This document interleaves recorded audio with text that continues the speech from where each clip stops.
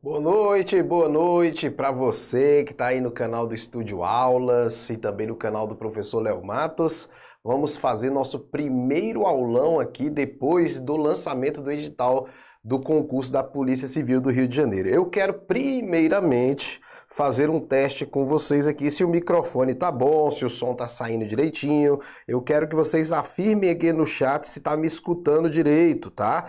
Fala aí para mim se vocês estão escutando direitinho o áudio, que aí a gente já começa aqui com o nosso primeiro aulão depois do edital aí para o concurso da Polícia Civil do Rio de Janeiro, tá bom? Então fala para mim aí se o áudio está saindo direitinho. Vamos ver aqui quem está aqui presente. Vamos lá, deixa eu ver aqui quem está presente. Já está rolando aqui, né? Beleza? Deixa eu ver se está tudo certinho aqui.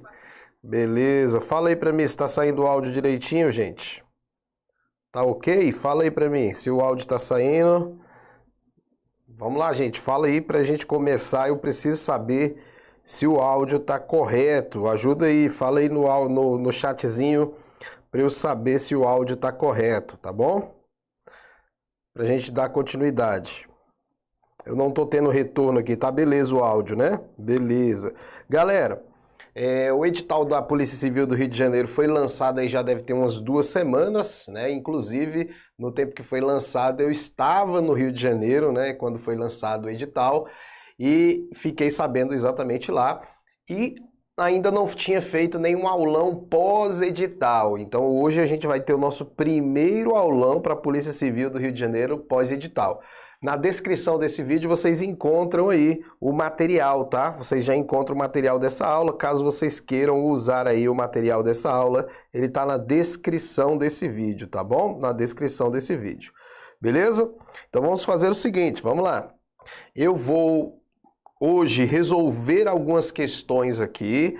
Nós vamos passar por todo o edital de informática, vamos fazer uma questãozinha de cada tópico aí do edital de informática, para você ficar ligado aí se cair na prova alguma coisa referente, para você também entender aí como é que a banca FGV cobra as suas questões da prova, tá bom? Então já vamos lá, já vamos começar. Bota aí na tela. Já está na tela aqui. A primeira coisa que você tem que ter de noção é que informática ela vai ter aí na sua prova uma quantidade de 10 questões, tá? 10 questões você vai encontrar na prova de informática da Polícia Civil do Rio de Janeiro, tá? Contando 10 pontos, sendo que você, no mínimo, tem que fazer 5. Então você tem que acertar a metade. Tá vendo? Olha lá, ó, mínimo de pontos exigido em cada módulo. Então você tem que acertar 5 questões. Se você não acertar 5 questões, aí você já está fora. Então, não é só, eu vou fazer essa prova, são 10 questões apenas de informática, eu vou deixar as 10, ou se eu acertar 2 ou 3, tá bom. Não, você tem que acertar no mínimo 5, tá bom? Então é muito importante vocês estudar direitinho essa matéria para não perder a chance de ser o novo policial civil aí no Rio de Janeiro, tá bom? E esse aqui é o conteúdo gigantesco, né? Parece gigantesco porque ele destrincha tudo, mas não é tão grande como parece, tá? É grande, mas não é tão grande quanto parece. E aqui nós já vamos para o primeiro tópico do edital, que fala sobre hardware, sobre os componentes de hardware do computador. A primeira coisa que você tem que lembrar é que hardware é a parte física do computador, né? Então, quando fala ali, ó, que vai cair os componentes do computador, como é que funciona a memória do computador, enfim, essa é a matéria famosa chamada de hardware, tudo bem? Então, essa parte de hardware e software se encontra aí no primeiro tópico. Às vezes você está acostumado aí a estudar essa matéria e não sabia que ia cair nessa prova. Vai cair nessa prova é porque o tópico vem um pouquinho diferente daquilo que a gente está acostumado a estudar, tá bom? Então vamos lá para a primeira questão que nós vamos fazer sobre esse assunto, tá bom? É uma questão que fala sobre bit e byte. Você tem que lembrar que o nosso computador, ele entende tudo com uma linguagem chamada de linguagem binária. Então o nosso computador trabalha através da linguagem binária. O que é a linguagem binária? A linguagem binária é a linguagem dos zeros e uns, né? Linguagem de 0 e 1. Tudo dentro do computador é representado com zeros e uns. E isso é o que a gente chama de linguagem binária, por isso que o nome é bi, só entende zeros e uns o computador. O computador trata todas as informações como 0 e 1. E cada 0 e 1 da linguagem binária a gente chama de bit. Bit é cada 0 e 1 da linguagem binária. Então imagine que isso aqui é um arquivo e esse arquivo dentro do computador fosse representado assim, com os zeros e uns. Cada 0 e 1 da linguagem binária a gente vai chamar de bit. Cada 0 e 1 da linguagem binária nós vamos chamar de bit. Tudo bem? Que vem de bit, vem de dígito binário. Cada 0 e 1 é um bit. E quando a gente tem um conjunto de 8 bits, a gente chama na informática de byte. Byte é quando eu tenho um conjunto de 8 bits. Bit é cada 0 e 1, byte é um conjunto de 8 bits, beleza? É importante também você lembrar, então, que o bit é a menor unidade de informação que o computador entende. É a menor coisa que o computador entende é um bit, nada menos do que bit. Bit é a menor unidade de informação. Vale também destacar que quando cai na prova um B minúsculo é igual a bit. E quando cai na prova um B maiúsculo representa o byte, tá bom? Então o bit é a menor unidade de informação e o byte é um conjunto de 8 bits. Beleza, essa questão ela foi um pouquinho mais além, porque essa questão trouxe dois multiplicadores de bit, ó, de byte, quer dizer. Olha aí, dois multiplicadores de byte. Ele trouxe o gigabyte e trouxe o kbyte. E queria que você soubesse a diferença dos dois, quem é maior, quem é menor, o que cabe em que, para você responder a questão. Então vamos lá. Vamos falar de multiplicadores de byte. Tá? Nós temos as unidades de medida que a gente representa da seguinte forma. Nós temos o kbyte, nós temos o megabyte, nós temos o gigabyte e nós temos o terabyte. Esses são os mais conhecidos, tá bom? O kbyte é a mesma coisa de você falar 1 quilo de bytes. Então, 1 kbyte é aproximadamente 1000 bytes. 1 quilo de byte. 1 quilo de batata não tem 1000 gramas? 1 quilo de byte tem 1000 bytes, aproximadamente. Aí você fala, por que, professor, aproximadamente? Porque se a gente for levar em consideração a linguagem binária, que trabalha com potência de 2, seria 1024. Tá? 1024 bytes. Só que aqui eu estou colocando um aproximado para a gente fazer a questão. E vocês levem um aproximado, é muito melhor você lembrar do aproximado na prova. Então, 1 kbyte é igual a 1000 bytes. 1 megabyte equivale a aproximadamente 1 milhão de bytes. 1 milhão de bytes. 1 gigabyte equivale a aproximadamente 1 bilhão de bytes. Eu até falo para o aluno, mega milhão, gigabilhão, mega milhão, gigabilhão, mega milhão, gigabilhão, teratrilhão. Olha aí, teratrilhão. 1 trilhão de bytes. Então esses são os multiplicadores. Como é que a gente teria que resolver a questão? A questão fala o seguinte, que você tem um pendrive, né? Então você tem aqui um pendrive, aquele dispositivo que você conhece, aí é um pendrive, né? Beleza? Você tem um pendrive aqui, com capacidade de 8 GB. Então esse pendrive ele tem 8 GB de capacidade de armazenamento. Vale lembrar o quê? Se ele tem 8 GB de capacidade de armazenamento, quanto em byte ele tem de capacidade de armazenamento? Você transforma isso aqui em byte. Ó. Quanto em byte ele tem? Aí você vai lembrar, mega milhão, gigabilhão. Então, se giga é bilhão, ele tem a capacidade de 8 bilhões de bytes de capacidade de armazenamento. Cabe nesse pendrive 8 bilhões de bytes. Beleza? E aí ele fala, totalmente vazio o pendrive. Assinale a opção que indica o número mais próximo do máximo de arquivos. Ó, máximo de arquivos de 400 KB. Então, você vai ter arquivos de 400 KB. E ele quer saber quantos arquivos desse de 400 KB podem ser armazenados no pendrive de 8 GB que está vazio. Então você vai ter que fazer a mesma coisa aqui, você vai converter isso aqui em bytes. Lá, ó, 8 bilhões de bytes. Aqui 400 mil bytes. 400 mil bytes. Agora o que você vai ter que fazer? Você vai ter que ver quantos arquivos desse cabem dentro de 8 GB. Aí você vai fazer uma matemáticazinha, né? Se o pendrive tem 8 bilhões de bytes de capacidade, você coloca aqui, ó, 8 bilhões. Vamos botar aqui 8 bilhões. Bilhão, milhão e mil. Isso aí seria 8 bilhões. Mil, milhão, bilhão. 8 bilhões é isso aí, ó.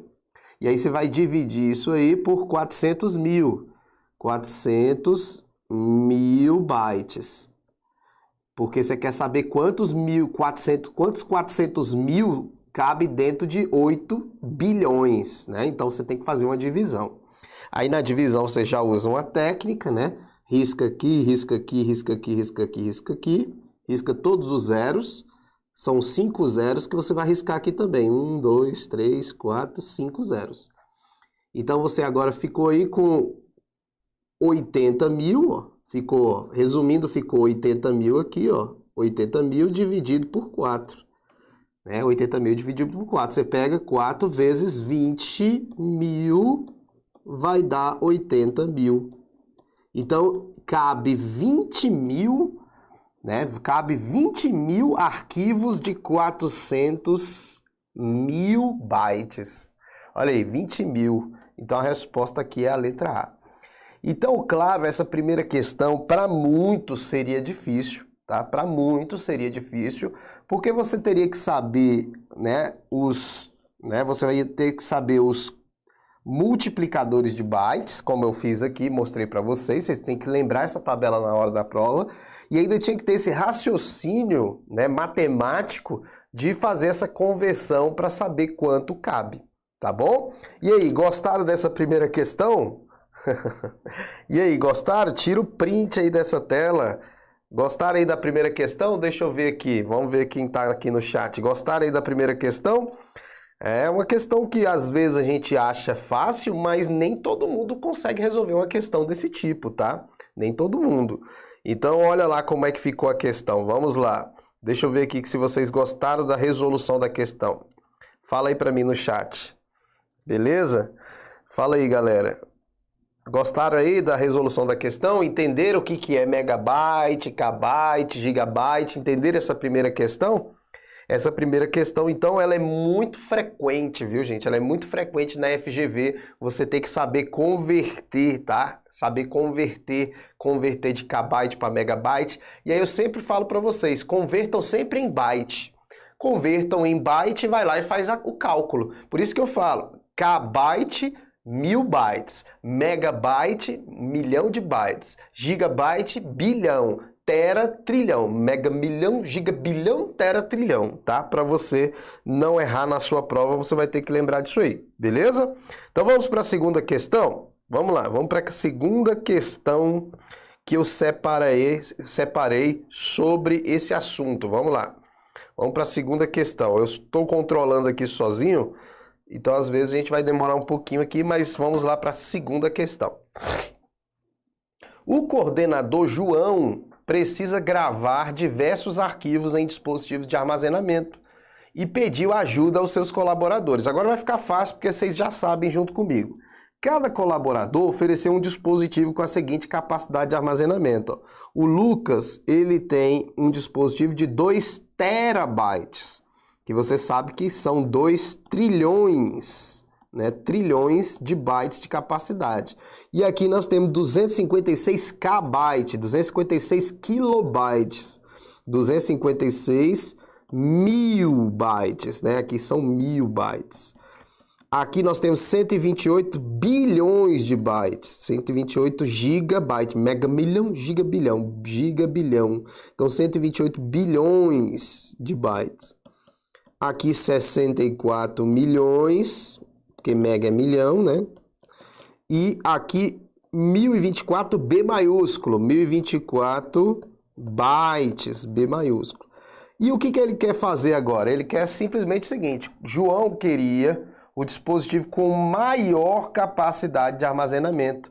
Qual desses aqui, ó, tem maior capacidade de armazenamento? Claro, o pendrive ou dispositivo de armazenamento, né? Eu não vou falar pendrive porque ele não fala pendrive, mas poderia ser um HD externo, um SSD de 2 trilhões de capacidade. Então a resposta aqui de cara, letra A de novo, Lucas, tá? O dispositivo do Lucas. Vamos lá para a questão número 3. Vamos lá para a questão número 3. No contexto de computadores de mesa, o componente cuja função é armazenar dados e programas sem caráter permanente, é conhecido como o quê? Veja, ó, sem caráter não, em caráter, eu li sem, não, em caráter permanente, tá? Eu li sem caráter permanente, não, é em caráter permanente. Então, qual desses aí é um componente do computador que armazena dados de forma permanente? É isso que ele quer saber. Vamos lá, veja bem. Fonte. O que é uma fonte? A fonte, gente, é uma fonte de energia. A fonte de energia não armazena programas, não armazena dados, então essa opção aqui já está descartada. Professor, mas o que é uma fonte? Fonte, olha aqui que é uma fonte. Ó. Isso é uma fonte de energia.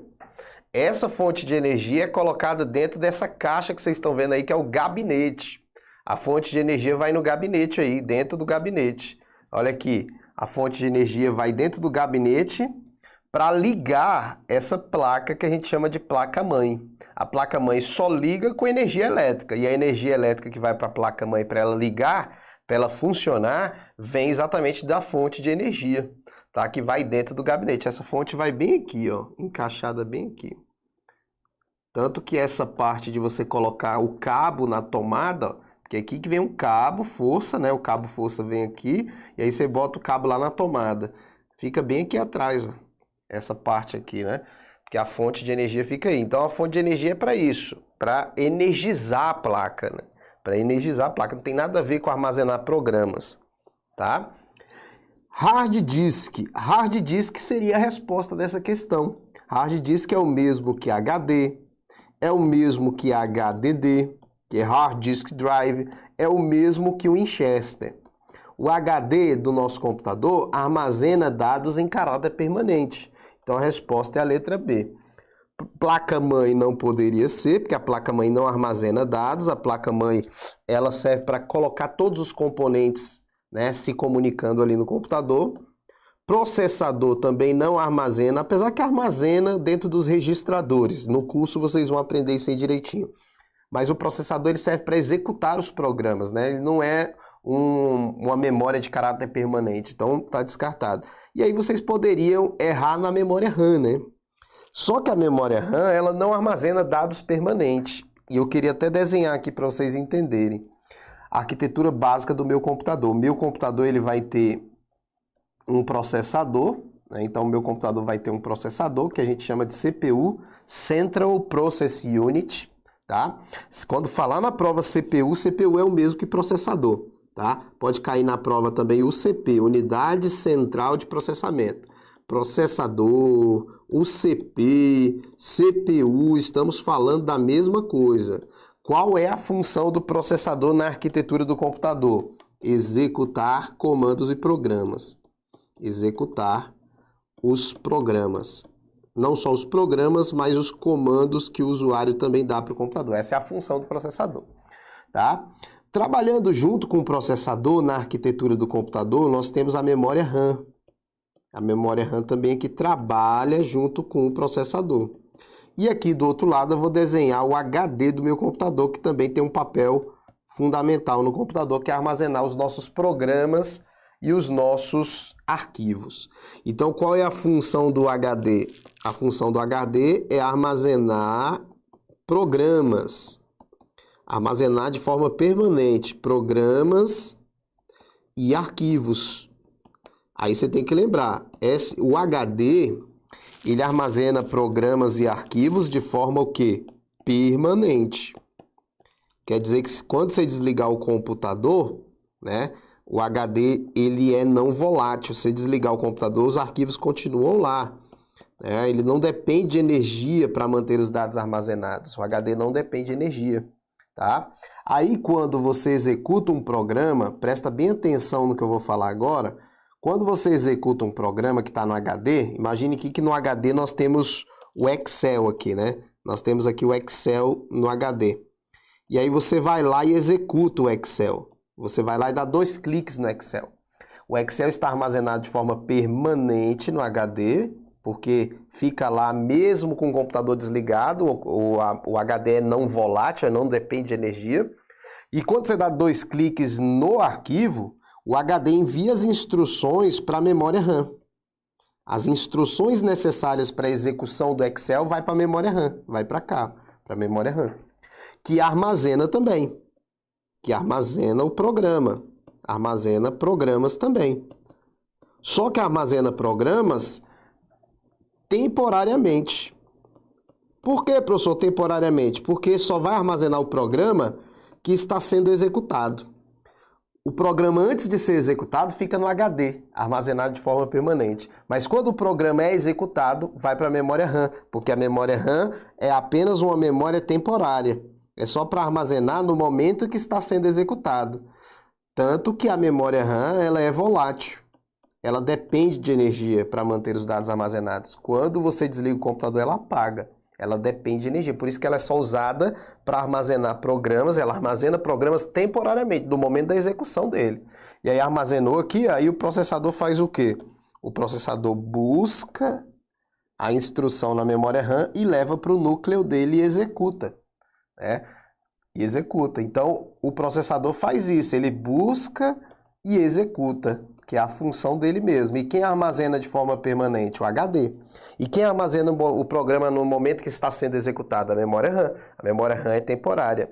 E aí você vai anotar mais uma coisa aqui, ó, do lado, que também pode cair na prova aqui e aqui, ó. Memórias que armazenam dados de forma permanente, nós chamamos de memória de massa na hora da prova. Memórias de massa. Massa. Ou memória secundária. Ou secundária. O HD na prova, pelo amor de Deus, ele não é memória principal. O HD é memória secundária. Memória secundária, memória de massa. Toda memória que eu salvo para usar depois é chamada de memória secundária, memória de massa. Salvo no pendrive e levo para usar depois, memória secundária. HD externo, memória secundária. Toda memória que eu puder salvar para usar depois é memória secundária, memória de massa. Então HD não é memória principal. Memória principal é a memória RAM. A memória RAM é principal, tá? Então, a memória principal do nosso computador é a memória RAM. Existem outras memórias que compõem a memória principal, mas a memória RAM, ela não é secundária, é principal. E o HD não é principal, é secundário. Você não pode trocar isso na hora da prova, tá? Então, aqui eu fiz um resumão. O HD está perdendo os dias dele, né? O HD está perdendo espaço, não vou dizer perdendo dias, né? Perdendo espaço para esse outro tipo de disco, que a gente nem chama de disco, ó, isso aqui que é a memória RAM. Ó. A memória RAM é um pente de memória que vai bem aqui, ó. E aqui o processador, que vai bem aqui no soquete do processador. Mas o HD está perdendo espaço para esse aí, ó, para o SSD. Esse é um HD e esse é um SSD. O SSD desempenha o mesmo papel, né? Memória secundária, memória de massa, armazena os programas e arquivos de forma permanente, né? Só que o SSD é mais rápido, né? Porque o HD, se você tiver na prova uma questão dessa, você vai marcar que o HD é memória magnética, é memória mecânica, né? Você vê o braço mecânico aqui. E o SSD não, é memória flash. O SSD é memória flash, é uma memória eletrônica, né? Muito mais rápida, silenciosa, né? Gasta menos energia, só que é muito caro. O SSD, em comparação ao HD, é muito caro. Então tem computadores hoje que já vêm com SSD porque ele tem um desempenho muito melhor, o computador fica mais rápido com SSD, tá bom? Então matamos a questão, vamos ver mais questões aqui agora sobre o segundo tópico, sobre o tópico relacionado ao Windows, tá? Beleza? Tópico relacionado ao Windows. A gente fez aí 3 questões relacionadas ao tópico de número 1, né? Lá não está numerado no seu edital, né? Mas eu organizo muito bem aqui o meu curso para que você não tenha dúvida, tá? Beleza? Então, a gente agora vai para o segundo tópico, que fala sobre o sistema operacional Windows. Bota na tela, vamos lá. O sistema operacional Windows está aí no seu edital, nesse tópico aí todinho, ó, conceitos gerais, funcionamento, principais aplicativos, ferramentas, comandos, configurações, está tudo aí, ó. Beleza? Vamos ver a primeira questão que fala sobre o gerenciador de tarefas. Gerenciador de tarefas. Professor, o que é o gerenciador de tarefas, professor? Eu acho que todo mundo que está assistindo esse vídeo já deve ter usado o gerenciador de tarefas.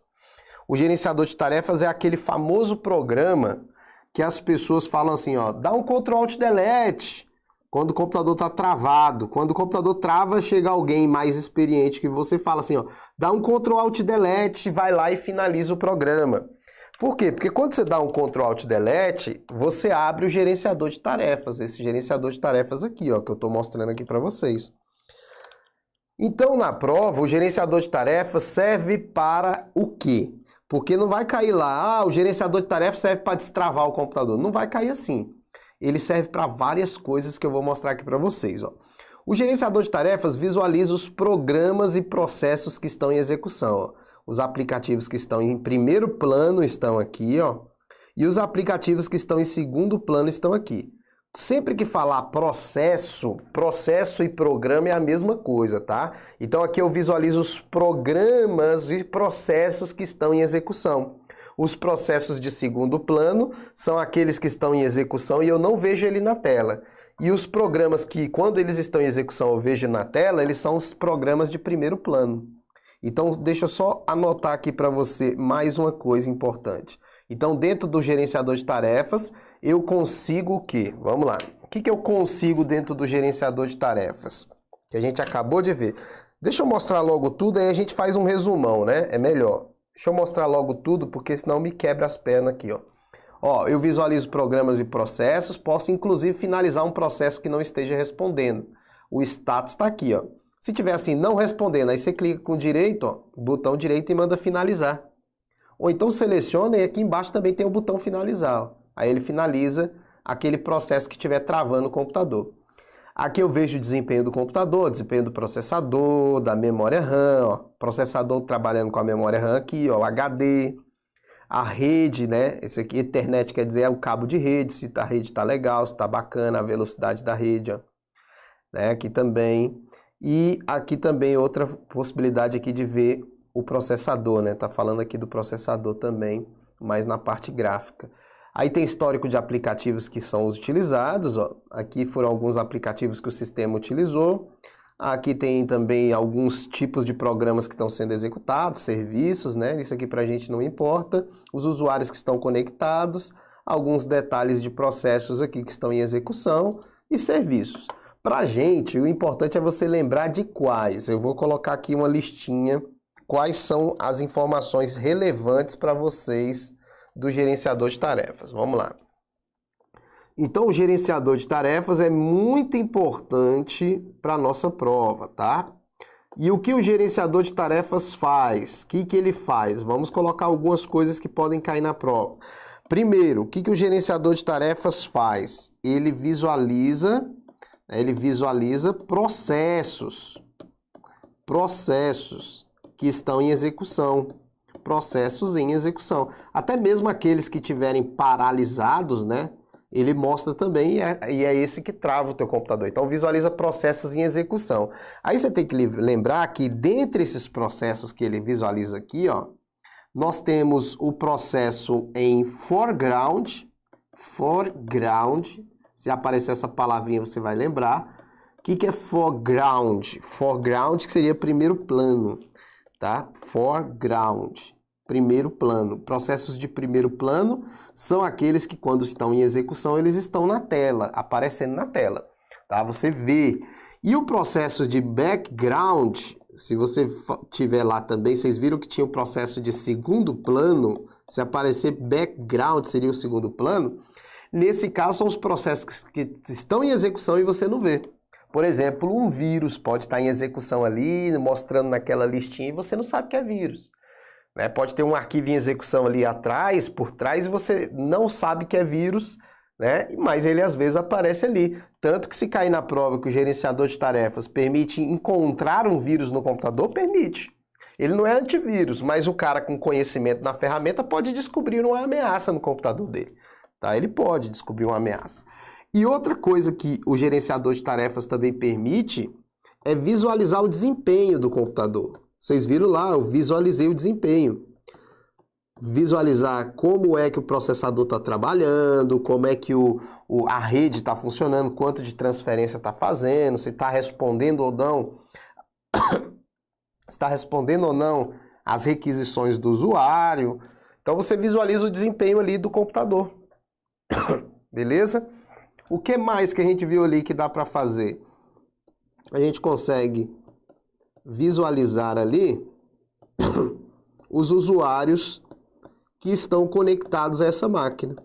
Você viu ali que só tinha um usuário, mas a gente pode visualizar os usuários que estão ali utilizando o nosso computador, tá bom? E o acesso ao gerenciador de tarefas, ele pode ser Ctrl Alt Delete, que não é um acesso muito legal, porque o Ctrl Alt Delete, ele não vai direto para o gerenciador de tarefas, ele é um acesso indireto. O que é um acesso indireto, professor? É porque ele vai para uma outra tela. Se você der um Ctrl Alt Delete aí, você vai ver. Você vai ir para uma tela e nessa tela você ainda clica no botão chamado de gerenciador de tarefas. Diferente da tecla que eu usei aqui com vocês. A tecla que eu usei aqui foi Ctrl Shift ESC, que é uma tecla que me dá acesso direto. Tá? Ele me dá um acesso direto. Não precisa passar por lugar nenhum. Quer ver? Eu vou dar um Ctrl Shift ESC, que você não está vendo. Você não está vendo, mas ó, dei um Ctrl Shift ESC. Já apareceu diretamente, ó, direto na tela. Ele é diferente, tá bom? Então esses são os dois acessos mais conhecidos, mas você também tem esse outro acesso aqui, ó, que se cair na prova, você vai também saber responder. Esse outro acesso aqui, ó. O outro acesso é clicando com direito na barra, ó. Se você clicar com o botão direito na barra de tarefas, vai ter aqui, ó, gerenciador de tarefas, ó. Botão direito na barra de tarefas, nessa barra que fica embaixo no Windows aqui, ó. Você clicar, ele abre também o gerenciador de tarefas. Então, são todas essas formas aí que eu mostrei que podem ser cobradas na sua prova. Beleza? Voltando lá na questão, ele fala no Windows 10, o gerenciador de tarefas permite o monitoramento da utilização de recursos do sistema em termos de utilização da atividade. A lista que contém apenas recursos que são monitorados por meio da guia de desempenho. Ó. Quais são os recursos que estavam na guia de desempenho? Arquivo, CPU, energia e firewall? Não. Arquivo, CPU, energia e memória virtual? Não. CPU, disco, Ethernet e memória? Sim. Processador, o HD, Ethernet à rede e a memória RAM. Então a resposta aqui já é a letra C. Questão 5. No Windows é possível identificar, ó, os aplicativos, processos que estão em segundo plano, ó, correntemente ativos por meio do quê? Gerenciador de tarefas. Viram que a gente matou duas coisas rapidinho. Outra coisa que a banca FGV, gente, presta atenção aqui, eu vou puxar a tela para mim para eu falar um pouquinho para vocês. Ó. A banca FGV, ela é uma banca um pouquinho diferente das outras bancas, tá? Quando eu falo um pouquinho diferente, é porque toda banca tem sua particularidade. E a FGV tem duas particularidades que eu queria contar para vocês. Primeira particularidade, é uma banca que gosta e adora o Excel. Gosta muito do Excel. E as questões que ela cobra do Excel são questões que precisam vocês raciocinarem. Não são questões assim simplesmente jogadas. Você vai ter que raciocinar dentro da questão. Outra coisa, a FGV gosta de teclas de atalho. Não são tantas questões de tecla de atalho, mas vai ter uma questão de tecla de atalho. Qual? Eu não sei. A gente tem que fazer os exercícios, explorar o máximo possível da questão, porque cai, tá? Não cai todas as teclas de atalho, você não vai ficar louco estudando isso, até mesmo porque se for cair, vai cair uma questão. Mas você tem que saber pelo menos as principais, que são aquelas que eu passo aqui para vocês, as certeiras, né? Aquelas que realmente podem estar na sua prova, tá bom? Então vamos voltar lá para a tela. Vamos aqui para a questão número 6, que fala das teclas. A FGV gosta muito dessa associação da tecla Windows mais a tecla. Tá? A tecla Windows é aquela teclinha, né, que tem a logomarca do Windows, né, aquela logomarca do Windows, mais uma tecla qualquer, ela vai ter uma funcionalidade. Então ali, ó, você tem aqui o Windows mais E. É fácil lembrar, porque o Windows mais E é de Explorer. Né? Edge Explorer, ou seja, explorador de arquivos. Né? Então, se eu der um Windows E aqui, ó, vai abrir o explorador de arquivos, olha aí. Windows Explorer, explorador de arquivos, tá? Que é um gerenciador de arquivos e pastas, para você ver o conteúdo de pasta, conteúdo de arquivo.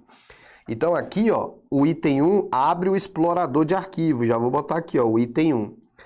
Tecla Windows mais Ctrl mais D.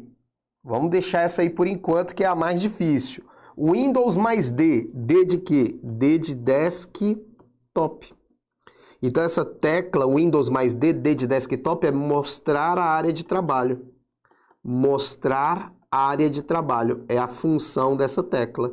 Aí você fala, professor, o que é mostrar a área de trabalho? O dia que você quiser minimizar todas as janelas e ver a área de trabalho, você dá um Windows D. Ó.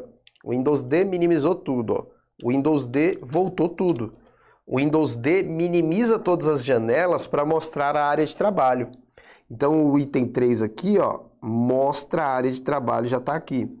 E a tecla Windows mais R? Windows mais R, ela abre uma janela chamada de executar. Né? Run, vem de run, né? Esse R, run, executar. Então, essa tecla, Windows R, ó, ela abre uma janelinha chamada de executar, uma caixa de diálogo chamada de executar. Aqui você digita o nome de um programa e ele executa. Por exemplo, aqui está escrito ó, cmd.exe. Cmd.exe, quando eu dou um OK, ele executa o prompt de comando, né? Aquele terminal de comando do Windows. Ó.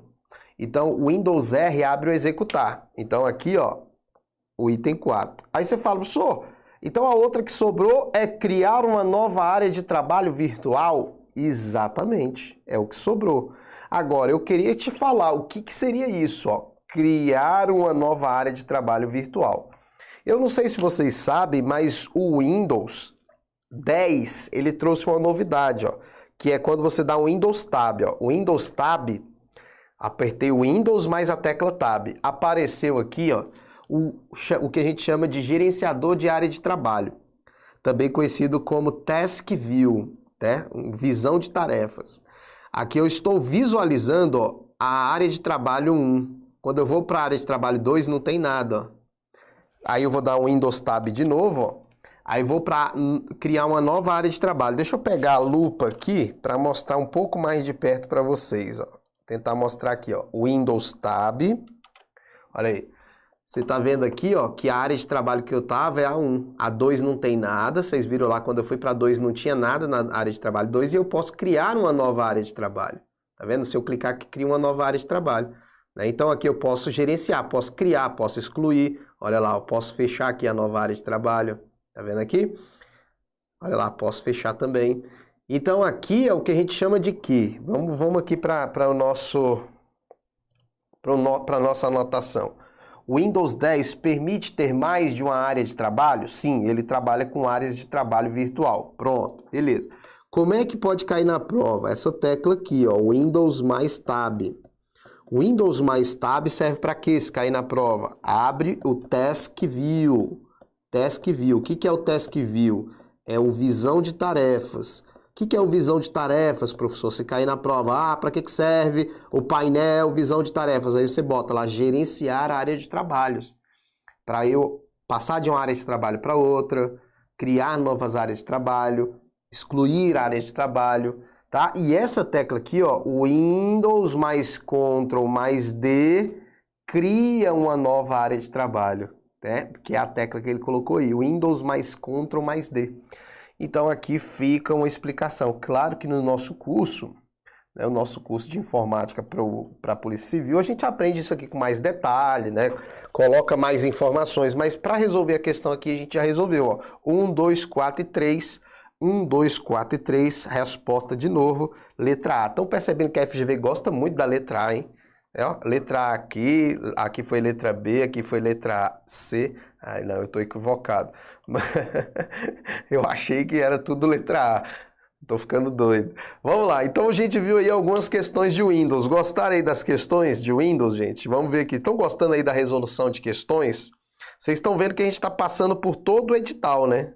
Todo o edital de informática. Estou mostrando para você um pouco do estilo da FGV, para você ficar ligado, porque a FGV não é uma banca comum, não é aquela banca chatinha, né? Quando eu falo chatinha, aquelas bancas que não tem experiência, às vezes faz umas merda, não é. A FGV é uma banca muito inteligente, é uma banca muito organizada, tá? Ela vai fazer uma boa prova para vocês. Se ela quiser aumentar o nível, ela aumenta, se ela não quiser diminuir, ela diminui, mas é uma prova que ela é bem organizada, os assuntos ali. Ela não é uma banca que dá muito grave, como aquelas bancas pequenas, né? Ela é uma banca, né, que faz, inclusive, o concurso da OAB, o curso, né? Não vou dizer concurso, a seleção OAB, sei lá se a gente chama de concurso, né? Então, é só para vocês terem uma noção. É importante demais que vocês façam as questões da FGV, não vacila, tá?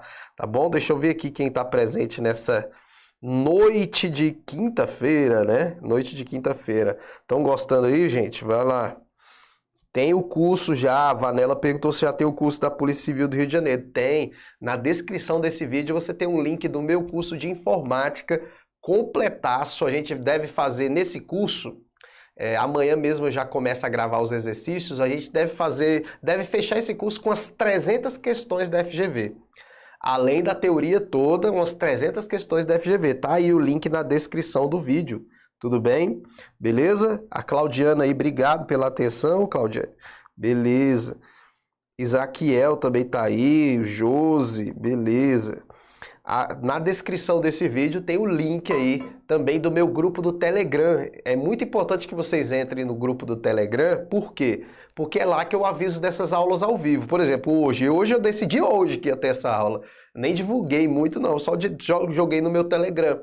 Então vocês entram no Telegram, fica lá, porque lá, né, vocês vão recebendo informações de outras aulas. E lembre-se que você também pode me seguir no Instagram, @profleomatos, e segue também o Estúdio Aulas, @Estúdio Aulas Concurso. Tudo isso é bom para quê? Para você ficar sabendo dessas aulas gratuitas, né? As nossas aulas gratuitas aqui são aulas de altíssima qualidade.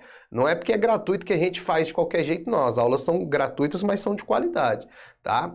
Beleza? Então não esquece disso, de entrar no grupo do Telegram. Vamos voltar aqui e já vamos ver mais conteúdo aí dentro do nosso edital. Vamos lá, vamos aqui para as nossas questões. Vamos lá. Olha aí, editor de texto, recursos, funções de formatação. Quando ele falar editor de texto aqui, qual editor de texto que vai cair? Você é só olhar lá no final do seu edital. Se você voltar aqui, ó, vou voltar aqui só para mostrar para vocês, ó. Ele coloca editor de texto ali, nesse início, né, editor de texto aqui, ó. Mas o editor de texto tá aqui, ó, pacotes de escritório, ó. Qual é o editor de texto que vai cair ainda? Ó, o cara tem que interpretar o edital, porque cai aqui, editor de texto. É claro que eu tô aqui para isso, né? Editor de texto. Aí bota tudo que pode cair e aqui embaixo ele bota qual é o pacote de escritório. Ele bota 2 pacotes, ó, o Office 2010 ou superior, então você vai estudar o Office superior, deixa o 2010 para lá, e o LibreOffice 4X ou superior. Você pega o LibreOffice mais novo e estuda. Então, quando fala LibreOffice é um pacote, Microsoft Office é outro pacote. Então, editor de texto do Microsoft Office, Word, e editor de texto do LibreOffice, Writer. Professor, então eu tenho que estudar os dois? Isso, os dois, tá? Então vamos lá na questão. Quando ele fala editor de texto, então aqui, ó, é o Word, você tem que estudar o Word e o Writer, tá? Você tem que estudar os dois, tá? Vamos ver a questão que eu separei aqui, ó. A questão que eu separei, ele fala assim, ó, Daniela frequentemente redige e edita documentos. E sempre que imprime algum deles, eu vou até pegar o marca-texto, ó, sempre que imprime algum deles, exibe no texto impresso o nome do arquivo, juntamente com a pasta onde está localizado e a data da última gravação. Então, ó, Daniela, toda vez que redige e edita um documento, ela imprime, né? Ela imprime, ó, sempre que imprime algum deles, exibe no texto impresso o nome do arquivo, juntamente com a pasta onde está localizado e a data da última gravação. Ao pesquisar no LibreOffice Writer e no Word sobre a disponibilidade de recursos de edição para automatizar, recursos de edição para automatizar totalmente essas informações, Daniela concluiu corretamente que qual ferramenta a Daniela pode usar para automatizar esse processo? Todo dia a Daniela faz a mesma coisa. Toda vez que ela redige e edita um texto, ela coloca para imprimir com isso, com aquilo. Como é que ela faz para automatizar essas tarefas? A resposta está aqui, ó. Ela tem que usar a ferramenta macro. A ferramenta macro é uma ferramenta de automatização de tarefas. A macro é uma ferramenta de automatização de tarefas. Automatização de tarefas. Como é que a macro automatiza tarefas? Você vai gravar as tarefas, você vai agrupar as tarefas, você agrupa as tarefas em uma macro só. E aí no futuro, quando você quiser executar essa tarefa, você executa a macro, e a macro faz tudo para você sozinho. A macro é isso, a automatização de tarefas. Eu vou abrir o Word aqui, e essa ferramenta ela tem tanto no Word quanto no Writer, tá? E vou abrir o Writer também aqui, o editor de texto, que aí eu vou te mostrar que a ferramenta ela se encontra nos dois, tá? Vou abrir o Word e vou abrir o Writer. Como eu falei para vocês, para mim, seja a aula gratuita ou não, eu tô aqui mostrando da melhor forma possível, porque eu quero que você saia satisfeito daqui, da minha aula, né? Quero que você fale bem de mim, fale bem. Fala, professor, é assim mesmo, professor, vai lá mesmo na aula gratuita, o cara mostra tudo mesmo, dá uma aula de qualidade para os alunos, porque os alunos merecem, não é? Então a gente está aqui para isso. Beleza? Deixa eu abrir aí, galera. Vamos, olha aqui, beleza, vamos lá. Agora eu quero mostrar para vocês essa ferramenta, como é que funciona essa ferramenta e vou dar mais observações para vocês.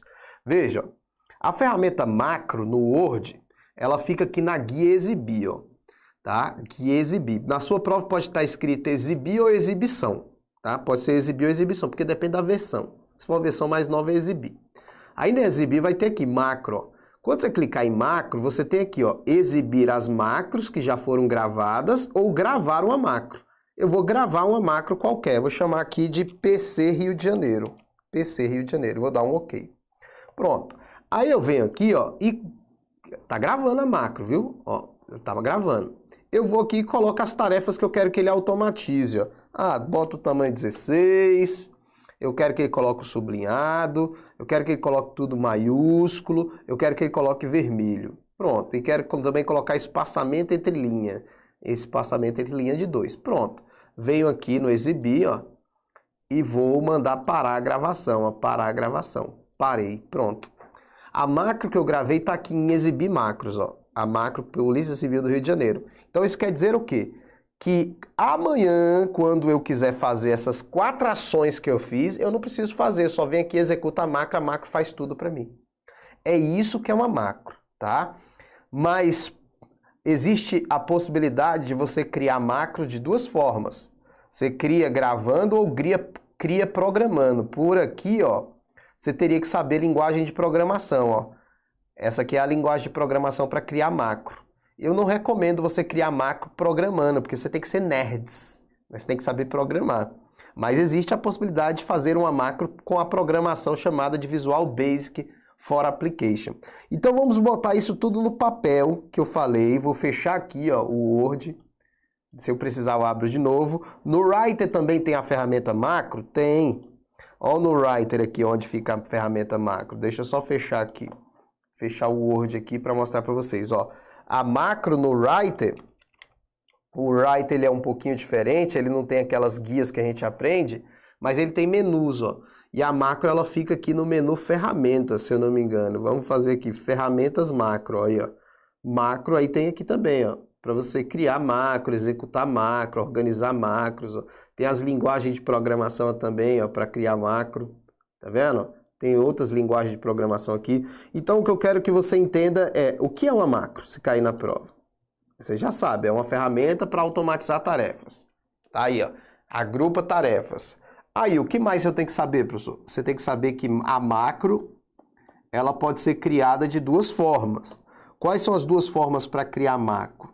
Eu posso criar uma macro com um gravador. Vocês viram que tem um gravador lá.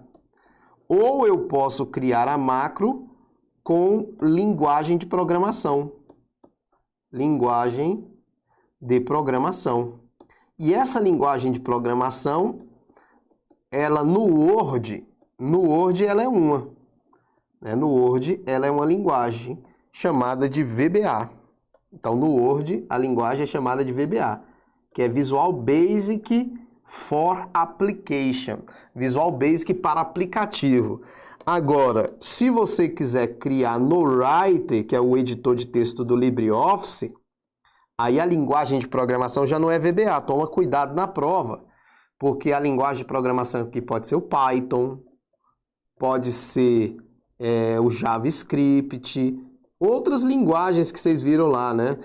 Tem outras lá, mas essas duas são as mais conhecidas, JavaScript e Python, né? Então toma cuidado para não confundir as duas, porque ele pode perguntar. Mas Daniela concluiu o quê? Que somente o Word oferece esse recurso de macro? Não. Somente o Writer oferece esse recurso de macro? Não. Os dois oferecem esses recursos? Sim. Nos dois, o caso é preciso programar? Não. Porque tem a opção para gravar. Em nenhum dos dois isso é possível. Nenhum dos dois softwares é possível. Então a resposta é a letra C. Questão número 8. Matheus está preparando um volumoso relatório no Word, no qual os cabeçalhos são diferentes entre si, em pelo menos 10 trechos do documento. O recurso de edição que permite preparar o texto dessa forma é qual?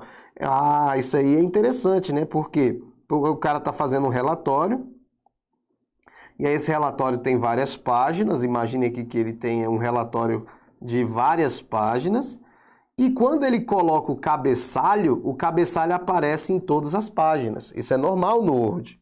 Você botou um cabeçalho aqui, info, aparece info em todas as folhas. Isso é normal no cabeçalho do Word e do Writer também, tá? Certo? Se você altera se tu alterar aqui, apaga todos, ó. E se tu alterar, altera todos. E como é que eu faço então para ter um cabeçalho diferente? Eu tenho que colocar essas duas páginas em uma seção e vou ter que colocar essas outras duas páginas em outra seção. E eu tenho que quebrar o documento em seções, porque as seções são independentes. Aí eu posso colocar info aqui nessa seção, porque as seções são independentes. Aí eu posso colocar outra coisa aqui que vai ficar. Então a resposta aqui é quebra de seção, letra D.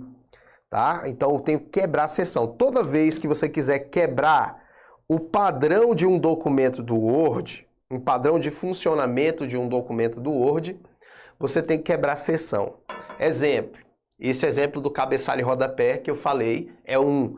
Outro exemplo, você quer que a primeira página fique em retrato, fique em pé. E você quer que as demais páginas fiquem em paisagem, deitado. Tem que ser quebra de seção. Você não pode fazer isso sem quebra de seção, porque se você fizer um retrato, todas ficam retrato. Um paisagem, todas ficam paisagem. Aí você tem que quebrar seção para fazer que as partes do documento sejam independentes.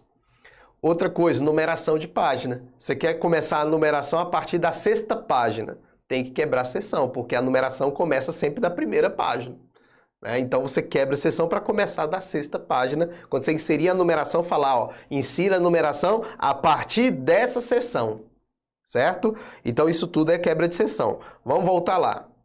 Questão de número 9. A questão número 9 já vai pegar outro tópico do edital que fala planilhas.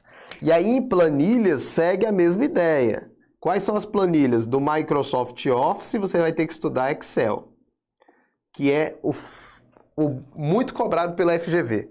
E no caso do LibreOffice você vai estudar o Calc, que é o pacote de escritório LibreOffice, o pacote de escritório livre, né? Então aí ele coloca o que você tem que estudar a respeito de planilhas, tá? Então nós temos aí a primeira questão que eu trouxe, que é a questão número 9, que traz a função PROC-V. Veja, a função PROC-V, ela serve para quê? Ó, a função PROC-V ela serve para procurar valor. Vou até mostrar a função na prática para vocês. Vou ser bonzinho. Tô brincando.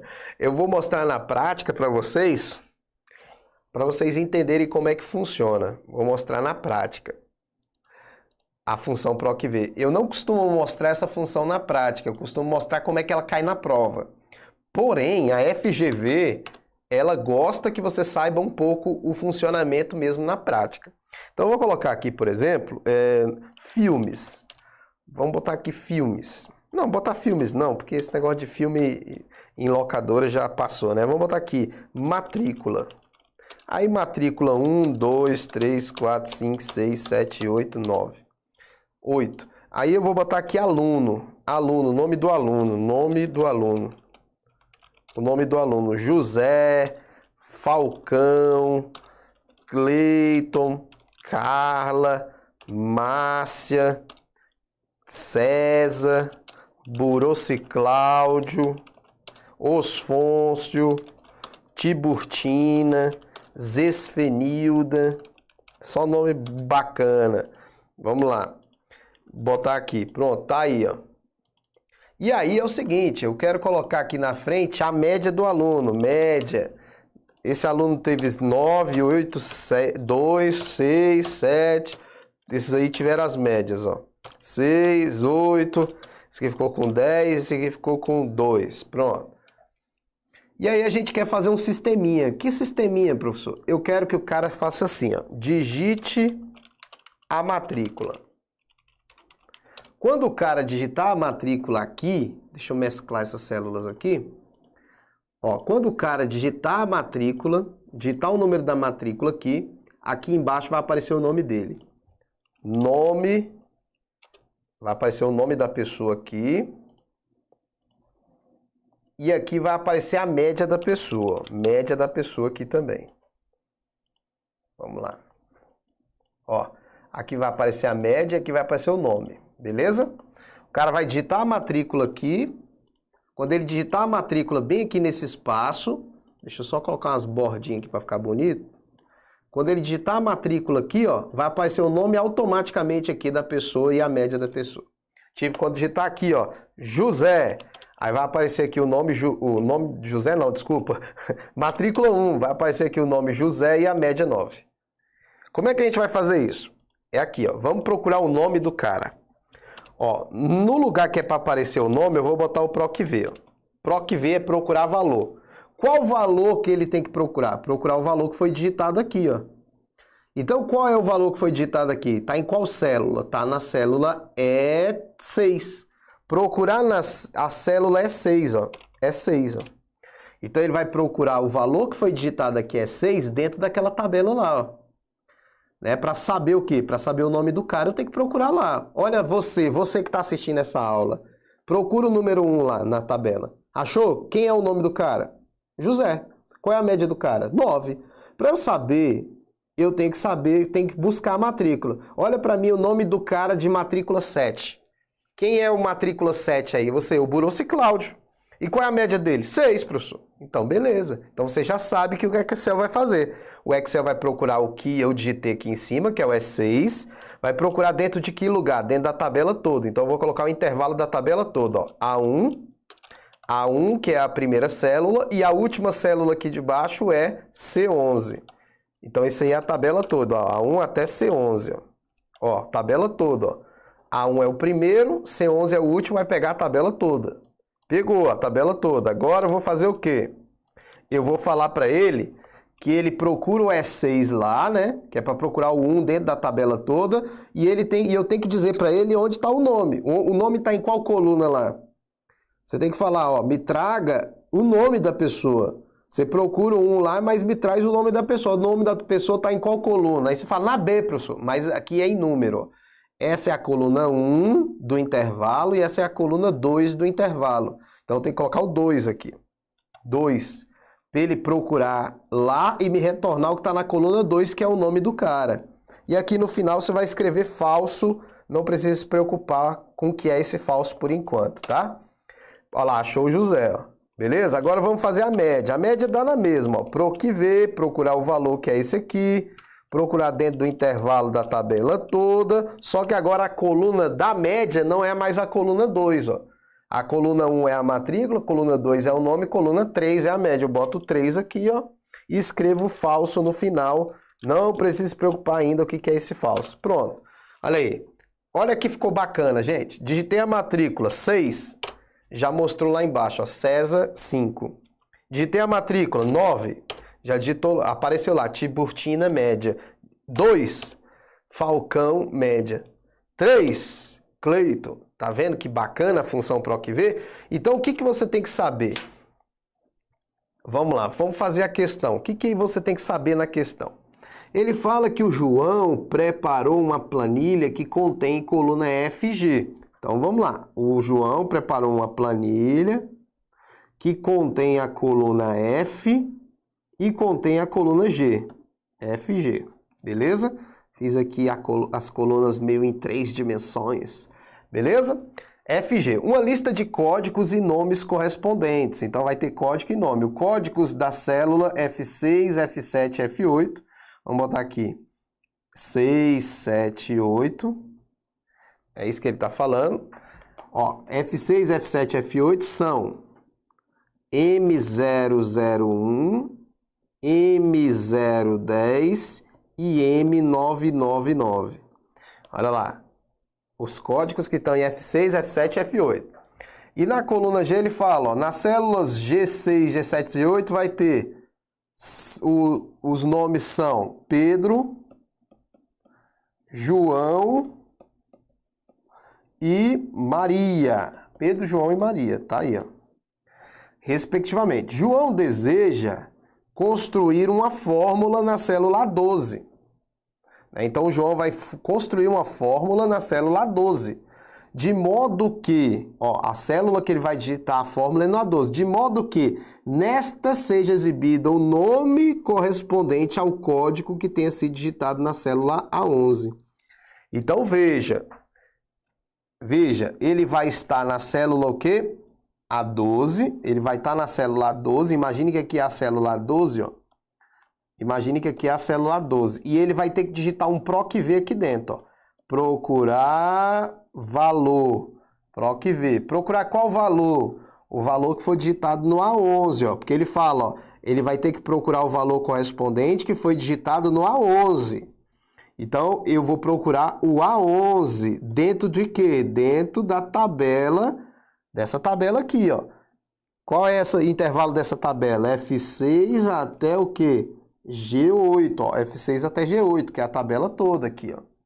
Então, vai procurar lá F6 até G8. E aí é para retornar o quê? Ó lá, para retornar o quê? Ele fala aqui, ó. Ó, aqui que ele fala, ó. João deseja construir uma fórmula na célula 12, de modo que nesta seja exibido o nome... Ó, o nome correspondente ao código. Então, é o nome. O nome está em qual coluna do intervalo? Aqui é a coluna 1 do intervalo e aqui é a coluna 2 do intervalo. O nome está na coluna 2. Então, eu vou colocar o 2 lá. Ó. Colocar o 2. Colocar o 2 lá. Pronto. E no final, a gente aprendeu que é só escrever o quê? Escrever falso, né? Falso. Aí você fala, professor, mas não tem nenhuma opção com falso lá. É porque ele usou o 0. Porque esse falso aqui pode ser 0, você pode botar o 0 no lugar do nome falso. Professor, explica aí o que é esse falso e verdadeiro. Galera, não tem tempo para explicar isso hoje. Você pode depois procurar aí no canal do YouTube, que você vai entender tudinho de PROC-V. Você procura aí, né? Você procura PROC-V Léo Matos. Pode digitar no canal no YouTube, PROC-V Léo Matos. Aí tem tudo sobre o PROC-V. Mas a nossa resposta aqui de cara é a letra D de doido. Letra D de doido, tá bom?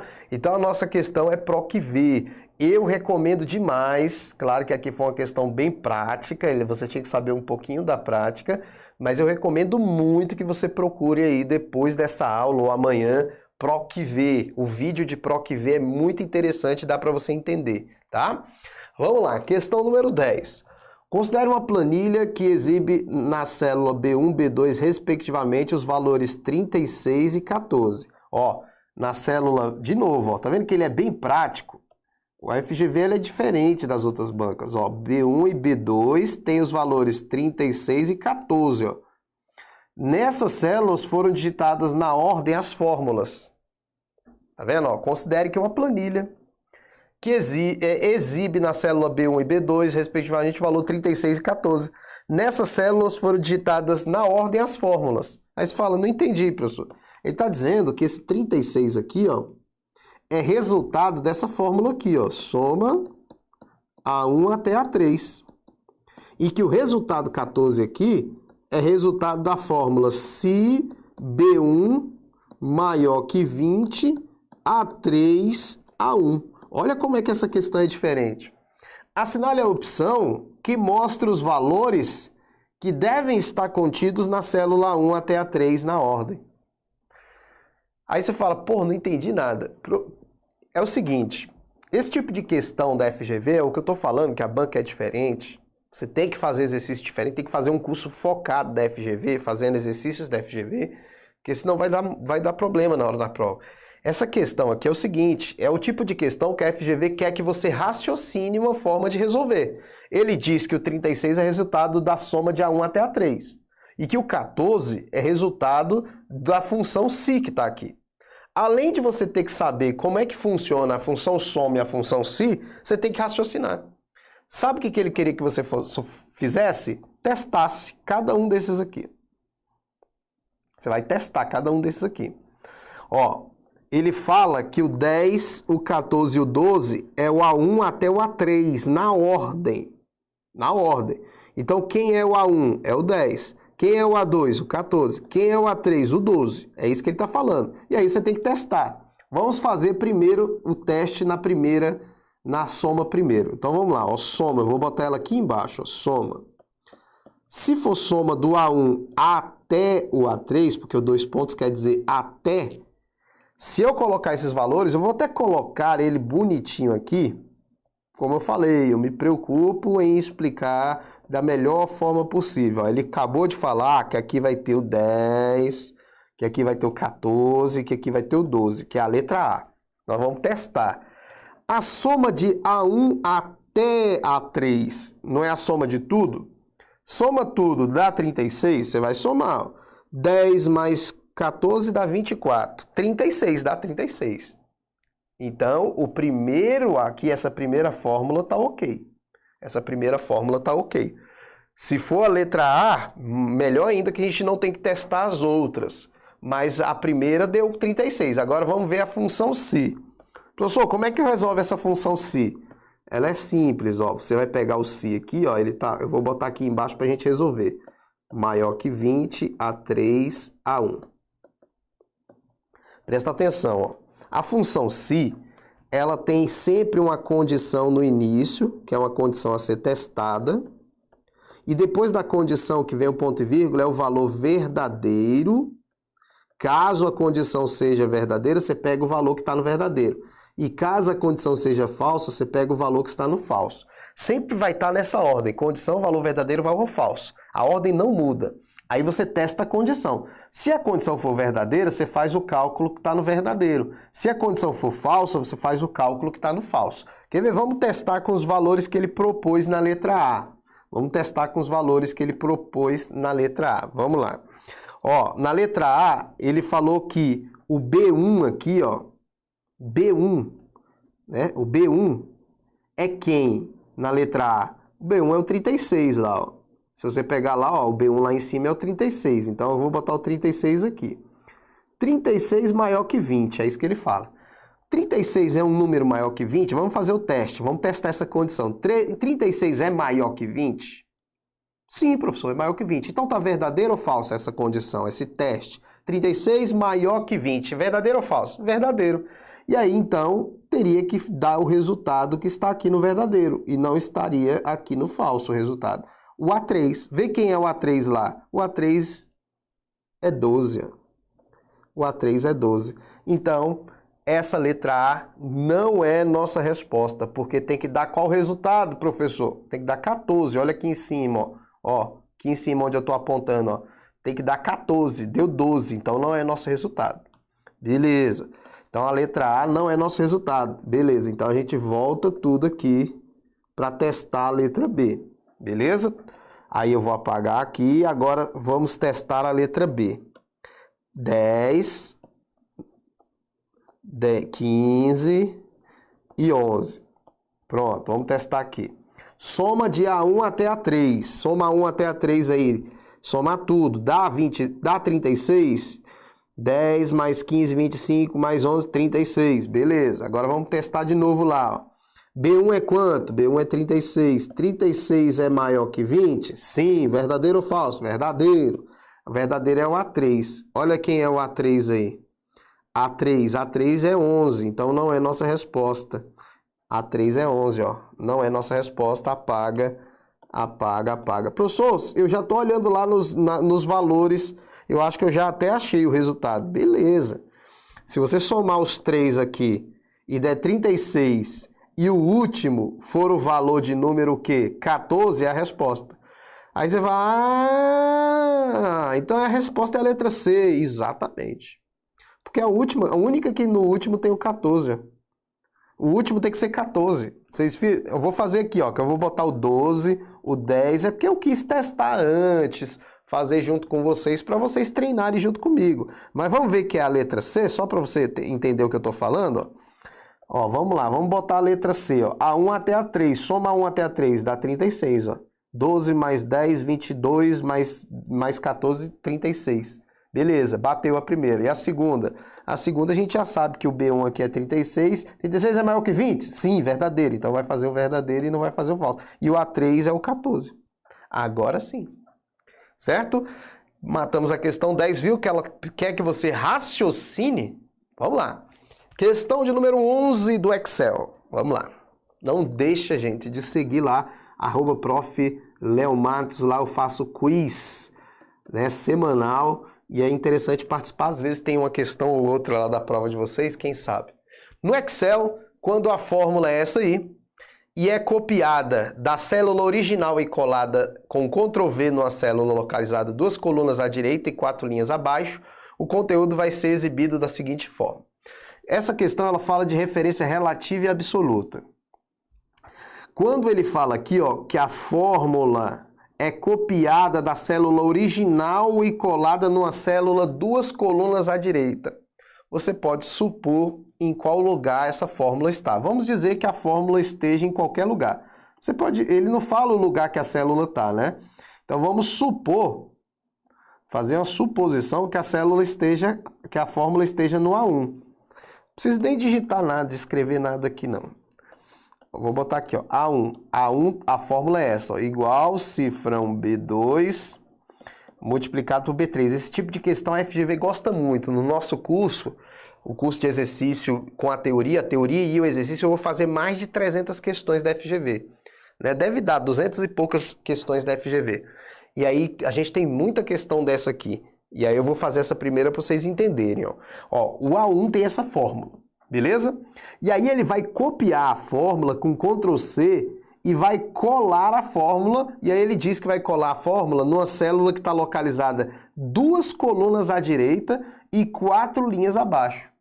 É interessante que você lembre o seguinte, ó, referências. Eu vou fazer rapidinho aqui, não vou demorar muito porque nosso tempo já está prolongando. Referências. Você vai ter referência absoluta, que é aquela que não vai mudar. Absoluta usa o cifrão, tá? Isso aqui é uma referência absoluta, ó.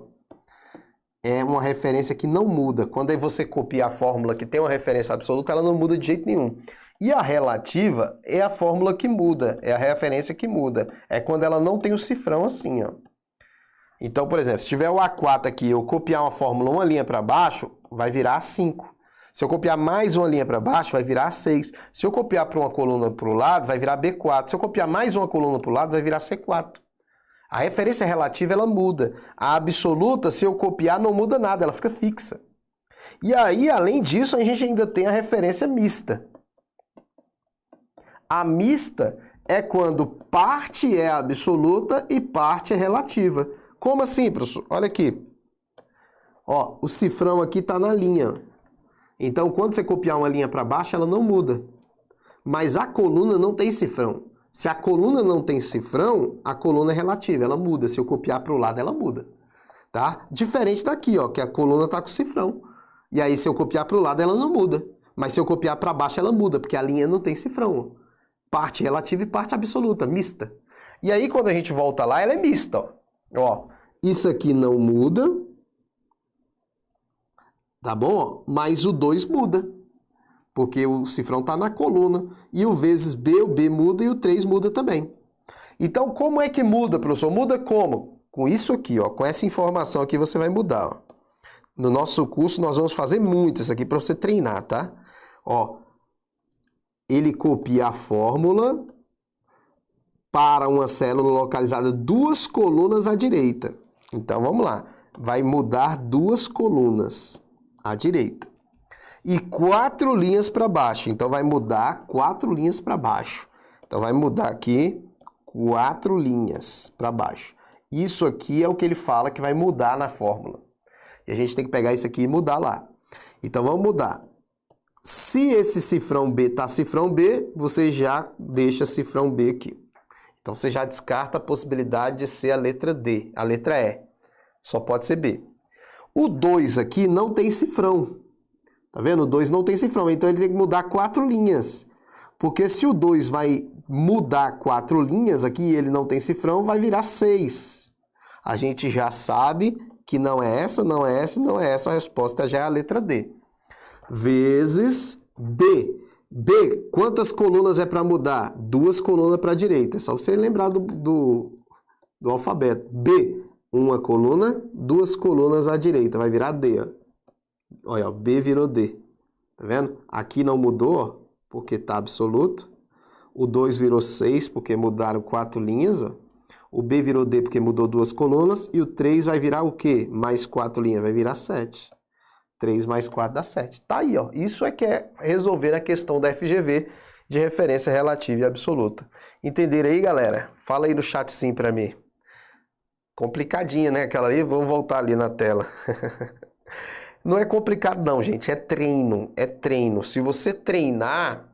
É por isso que eu vou fazer muitas questões dessa no meu curso de informática. Eu vou fazer muitas, porque ela é uma possibilidade de estar na prova, essa questão aí. A FGV gosta muito de referências relativas e absolutas. Espero que você tenha gostado da resolução, tá? Beleza? Tranquilo, tranquilo, tranquilo. A Vanela falou aí que o verdadeiro é o aproximado e o falso é o exato. Depois vocês vão encontrar esse vídeo. Procura esse vídeo aí do PROC-V para assistir, tá, gente? Tranquilo, tranquilo. Vê aí se vocês entenderam. Coloca aí no chatzinho. Eu prometo para vocês que no curso, tá? Nós vamos ter muitas questões de Excel. Aí a gente vai fazer muito isso aí para você treinar e eu te explicar todas as possibilidades que a FGV gosta de cobrar. Isso aí só é uma possibilidade. Vão ter várias, tá? Nunca esquece também, gente, do que eu estava falando para vocês. Entra no grupo do Telegram que está aqui na descrição. Fica lá é um grupo silencioso, é um canal na verdade. Lá só eu falo, então eu jogo lá sempre o aviso das aulas, dou dica lá, né, coloco conteúdo, entra no Telegram. E também não esquece de seguir as redes sociais, @estudioaulas, concursos e @profleomatos. Se inscreve também no canal, se você não é inscrito, se inscreve no canal aí para receber essas notificações, beleza? Galera, muito bom, muito bom. Vamos voltar lá para a tela? E se você quiser dar uma olhadinha no curso aí, o curso tá muito bacana e tá barato. Depois você clica aí no link, dá uma olhadinha, tá bom? Vamos lá, vamos falar aí de outro tópico. A gente está passeando por todos os tópicos de informática aqui que estão na prova, que estão no edital. Já temos mais de 1h20 de aula aí, vamos lá. Internet, conceitos gerais, funcionamento, endereços e recursos. O que tem de internet que eu separei, ó? Dentro de uma rede local, faz-se necessária a associação entre endereços físicos das máquinas que compõem a rede e seus endereços IPs. Essa associação é feita por qual protocolo? O que ele quer dizer aí, gente? Ele quer dizer o seguinte: todo computador na rede, deixa eu explicar isso numa tela branca. Todo computador da rede tem dois endereços. Então imagine aqui, vou desenhar uma rede de computadores aqui. Esse aqui é uma rede de computadores, ó. Esses computadores aqui, eles têm um endereço que já vem de fábrica na placa de rede deles, e esse endereço que já vem de fábrica na placa de rede deles é chamado de endereço MAC. E o endereço MAC ele tem um formato assim, ó. Ele tem um formato dessa maneira aqui. Então esse aqui é o endereço MAC. Então esse endereço aqui é o endereço MAC dessa máquina aqui, o endereço físico. Então, o que é endereço MAC? Vamos botar aqui a informação. MAC na prova. MAC é o endereço o quê? Físico. Físico do computador. Ele é o endereço de máquina. É o endereço que já vem gravado na placa de rede. Ele não pode ser modificado, ele é tipo o chassi do carro, já vem gravado de fábrica, um MAC. Só que além do endereço MAC, quando esses computadores forem configurados, deixa eu botar os endereços MAC aqui de outros. Mas quando esses computadores forem configurados na rede, eles vão ter também um endereço IP, tá? Porque o computador vai ter um endereço físico, que já vem gravado de fábrica, e vai ter um endereço lógico, que é o endereço IP, tá? Ele vai ter um endereço lógico, também conhecido como endereço IP. Então, todos esses computadores aqui têm endereço MAC, mas todos eles também vão ter um endereço IP. Vou botar aqui o endereço IP aqui dessa máquina, 196, 90, 40, 44. 196, 90. Esse endereço IP, ele é configurado pelo administrador da rede, tá? O administrador vai colocar os endereços IPs em cada computador, ou ele vai fazer isso automaticamente por um protocolo que depois vocês vão estudar no curso, tá? Beleza? Então esses aí são os endereços IPs. O que é o endereço IP se cair na prova? O endereço IP é o endereço físico, lógico do computador. Ele é um endereço que pode ser configurado, pode ser alterado, modificado, né? Ele não vem gravado de fábrica, ele é um endereço lógico, é inclusive o endereço que vai ser usado na internet, né? Para o cara entrar aqui na internet, tá? Beleza? Então esses são dois endereços que vocês devem saber. E aí é o seguinte, esses computadores aqui, eles vão estar interligados, ó, através de um switch, né? Então vai ter um switch aqui, o switch vai interligar esses computadores aqui. Tá vendo? Esse switch é um equipamento central que vai ligar esses computadores. E esse switch vai estar ligado a um outro dispositivo que a gente chama de roteador. Roteador. E o roteador vai estar ligando essa rede da empresa aí à internet. Beleza. Veja, o roteador, ele é um equipamento que interliga redes. E para interligar redes, ele trabalha com endereço IP, porque ele trabalha com endereço de internet, que é o endereço lógico, o endereço IP.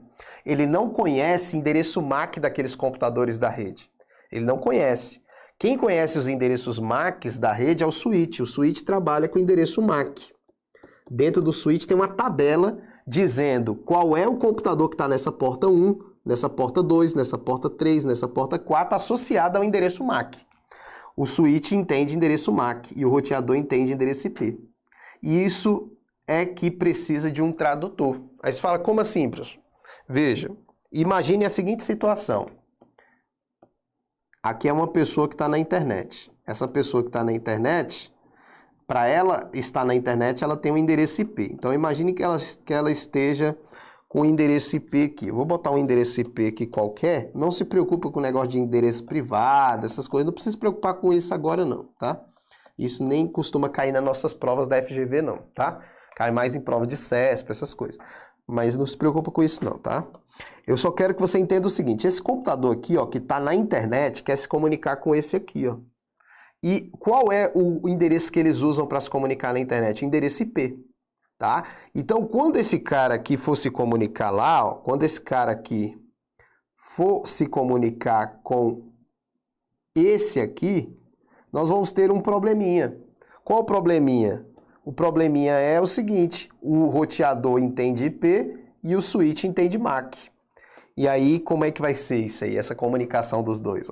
Imagine que esse cara aqui falou, mandou um arquivo pelo WhatsApp para aquele cara lá. Então, essa informação ela teve que chegar aqui, ó. Eu vou botar aqui de outra cor para desenhar. A informação, ó, ela veio pela internet e chegou no roteador. Quando ela chega no roteador, essa informação chega endereçada. Só que o roteador entende endereço IP, ele fala, opa, esse computador está ali dentro daquela rede, só que ele não sabe qual é o computador. O roteador sabe que o endereço é daquela rede, porque tem um IP tal, ó, por esse IP ele vai saber que esse endereço é dessa rede que tem o switch, mas ele não vai saber, por exemplo, quem é. Então ele tem que mandar a informação para o switch, e o switch vai ver quem é aquele computador, porque o switch sabe qual é o endereço MAC. E aí tem um probleminha. O switch vai receber do roteador, ó, eu quero o roteador falando para o switch, switch, envia essa informação que está vindo da internet para o computador lá de cima. Só que ele não fala assim para o computador lá de cima, ele fala, envia, switch, envia a informação para o computador de IP 196.90.40.44. Aí o switch fala, que? Eu não sei o que é esse IP, eu não sei quem tem esse IP. E aí é que vem um protocolo chamado de ARP, que sabe qual é o endereço MAC correspondente a um IP. Ele sabe qual é o IP e quer descobrir para o switch, quem é o MAC. Descobrir quem é o MAC correspondente àquele IP. Então o ARP vai fazer o quê? Ele vai tentar comunicar com todo mundo da rede. Olha o ARP trabalhando. O ARP vai estar em vermelho aqui. Olha o ARP trabalhando. Quem é o computador que tem um IP tal? 196.90.44.44. Aí todos os outros computadores ficam calados porque eles não são os donos desses IPs. E tem um que vai responder. Vamos botar em cor roxa. Esse aqui vai responder, sou eu, ARP. Sou eu, ARP. O IP que você está procurando é o 196.90.40.44. Eu sou o MAC 074. Aí pronto. Aí o ARP conseguiu descobrir, o switch vai lá e envia a informação. Então aqui ele queria isso, ele queria que você marcasse como resposta o ARP, tá? Beleza? Que faz essa associação do endereço físico com o endereço lógico. Não dá para explicar tudo bonitinho, mas tentei explicar da melhor forma possível para vocês. Navegação segura, cuidados no uso da internet, tal, e ameaça. Aqui você tem que estudar, gente, os navegadores aí. Eu voltei aqui na tela, ó. É muito importante nesse tópico aí de navegação segura que você estude a parte de segurança da informação, tá bom? Porque a gente está acostumado a ver no edital segurança da informação e nesse edital não tem escrito. Olha lá, tem escrito assim, navegação segura, aí tem aqui, ó, ameaças, criptografia, dispositivo de segurança. Então aqui nesse tópico você tem tanto a parte dos navegadores de internet, ó, que ele já cita aqui, Google Chrome, Firefox, Internet Explorer. Internet Explorer está até, né? Não sei se ele vai cobrar Internet Explorer, porque Internet Explorer está defasado, né? Agora é o Edge, né? Navegador da Microsoft. Não sei como é que ele vai cobrar isso aí, mas a gente vai fazendo no nosso curso, a gente vai descobrindo, tá? Vai vendo as questões mais novas e vai tentando descobrir. Então ele vai cobrar tudo aí, ó. E aí vocês têm que tomar cuidado que tem a parte de segurança, beleza? Vamos lá. A questão número 13 foi a questão que eu separei aí desse assunto para a gente fazer. Lembrando, a gente está passando em todos os tópicos, né? Beleza? Vamos lá, vamos ver. Olha lá, no contexto da utilização da internet por meio de browsers, analise a definição. É um pequeno arquivo do computador. Então ele já fala aqui, ó, é um pequeno arquivo do computador. Ou pacote de dados enviado para um sítio, ou seja, um site, para o navegador do usuário quando o usuário visita o site. Cada vez que o usuário visita o site novamente, o navegador pode enviá-lo de volta para o servidor para notificar as atividades prévias do usuário. Gente, aqui ele está falando o quê? Ele está falando de cookies. o cookie, que é um pequeno arquivo TXT, um pequeno arquivo de texto, que tem como objetivo o quê? Saber as preferências do usuário. Saber as preferências do usuário. Aí você fala, como assim, professor? Saber as preferências do usuário. Vamos lá, vamos exemplo. Exemplo básico do teu dia a dia. Quando você estiver visitando um site qualquer, quando você estiver visitando um site, imagine o YouTube, quando você visitar o YouTube amanhã. Pelo fato de você ter hoje assistido uma aula de informática, concurso, o YouTube sabe que você tem essa preferência. Porque quando você visualizou aí o vídeo, quando você começou a assistir, quando você entrou no YouTube, o YouTube armazenou um arquivo de texto no seu computador, um arquivo TXT. O cookie está no seu computador. Amanhã, quando você abrir o navegador de internet e digitar lá YouTube, ele busca esse cookie com as informações de visita ao site da primeira vez, e aí ele vai falar, opa, o cara gosta de vídeo de informática, gosta de vídeo de concurso, ele começa a te recomendar alguns vídeos e até mostrar os vídeos que você assistiu por último. Como é que o site sabe as nossas preferências? Porque ele armazena um cookie, e depois vai lá e resgata esse cookie e fala, opa, esse cara eu conheço. Tá? Então é isso que é um cookie. O cookie ele serve para saber as preferências do usuário. Então aqui a resposta é a letra B, um cookie. Beleza? Questão 14, certificado eletrônico. Ele fala de certificado digital. Gente, certificado digital é uma identidade eletrônica, né? Então toda empresa hoje tem que ter certificado digital. É como se fosse uma identidade eletrônica, identidade em um arquivo. Né? Usuário como a gente, pessoa física, pode ter certificado digital, mas não é obrigado. Tá? Mas empresa tem certificado digital. E o certificado digital ele é emitido por quem? É isso que ele quer saber aqui. Ó. O certificado digital, gente, é emitido por uma AC. AC quer dizer autoridade certificadora. Tá? Você vai lembrar assim na prova. Ó. Nós temos essa hierarquia aqui. Nós temos a autoridade certificadora raiz. Ligada à autoridade certificadora raiz, nós temos as ACs, AC, e ligada às ACs, nós temos a AR.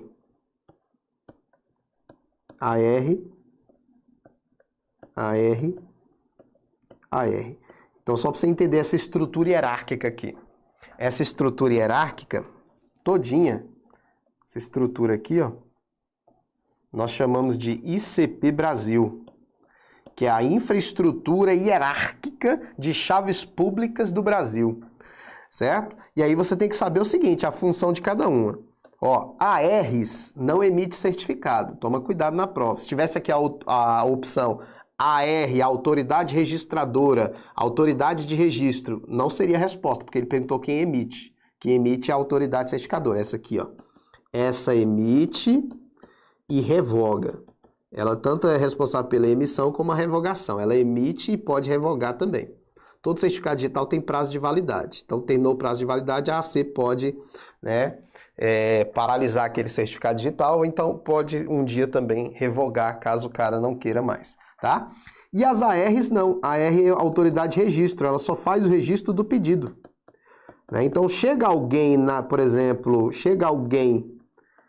na OAB, o advogado chega na OAB e fala, eu quero um certificado. Aí a OAB ela é uma AR, ela só faz o registro do pedido. Ela pega os documentos do advogado e manda para uma AC emitir o certificado. A AC emite, volta para a AR, e a OAB liga para o advogado e fala, ó, chegou o seu certificado. Então, quem emite? A AC. Quem pega os dados, faz pedido, registra o pedido? A AR. E a autoridade certificadora raiz é o quê? Ela só fiscaliza. Vamos imaginar assim, claro que tem várias funções, mas ela é a fiscalizadora. Ela é a agência, né? Como se fosse uma agência reguladora, ela é uma autarquia. Né? Então, quem é a autoridade certificadora raiz no Brasil? Você vai lembrar que é o Instituto de Tecnologia... Instituto Nacional de Tecnologia da Informação. Instituto Nacional de Tecnologia da Informação, mais conhecido como ITI na prova. ITI, Instituto Nacional de Tecnologia da Informação. Ela é a autoridade certificadora raiz, tá? E essa infraestrutura toda é chamada de ICP Brasil. Vamos lá. E-mail, utilização, caixa de entrada, endereços, cópias, último tópico aí do nosso edital. Vamos lá. No contexto de interfaces de servidores de e-mail, assinale a opção que descreve corretamente o que é um rascunho. Gente, o que fica no rascunho? Vamos lá, você tem lá caixa de entrada, na hora que você envia o e-mail, vamos lá, na hora que você vai enviar o e-mail, aparece lá caixa de entrada, caixa de saída, itens enviados, você tem que saber o que tem tudo isso aqui, ó, na hora da prova. Itens enviados, e eu vou te falar, a FGV gosta de questão de correio eletrônico também, viu? Ela gosta. E tem os rascunhos, rascunho. Tem outros também, que você vai ver no curso aí. Caixa de entrada são os e-mails recebidos. E-mails recebidos. Ficam na sua caixa de entrada. Caixa de saída são os e-mails que estão em processo de envio. E itens enviados é aqueles que foram enviados mesmo. Quando o e-mail que você envia, ele primeiro vem para cá, ó, ele vem para cá, fica lá, carregando, carregando, processando, processando, enviando, enviando, enviando. Se der erro, ele continua aí. Mas se não der erro, ele vem para cá, para itens enviados e sai daqui. Por isso que eu falo, caixa de saída estão em processo de envio. Quando é enviado mesmo 100%, itens enviados. E rascunhos são aqueles e-mails, ó, inacabados. Você estava digitando o e-mail e sem querer você desligou o computador ou acabou a energia, o e-mail fica no rascunho, inacabado. Tá? Então aqui, ó, uma mensagem deletada, uma mensagem caracterizada como spam, uma mensagem que ainda não foi enviada, uma mensagem contendo pendências ortográficas, uma mensagem recebida... Não, a resposta é a letra C, que ainda não foi enviada, porque está inacabado. Ou acabou a energia, alguma coisa do tipo, na hora que você enviou também, né? Questão 16. Softwares de correio eletrônico disponibilizam uma opção para o envio de mensagens com cópia oculta. Nesses softwares deve-se inserir o e-mail do destinatário oculto no espaço identificado. Gente, quando você vai digitar um e-mail, né, vai estar lá no software de correio eletrônico, você vai ter o para, né, para você colocar o e-mail de quem é o titular para receber esse e-mail, de quem você quer que receba cópia, e de quem você quer que receba cópia oculta, né? Que é o destinatário oculto. E aqui o assunto. E aqui o e-mail mesmo, beleza? Então, se você bota aqui, por exemplo, João no para, o José no CC, ponto e vírgula, Carla no CC aqui também, e no CCO bota aqui Amanda no CCO, ponto e vírgula, Leandro no CCO.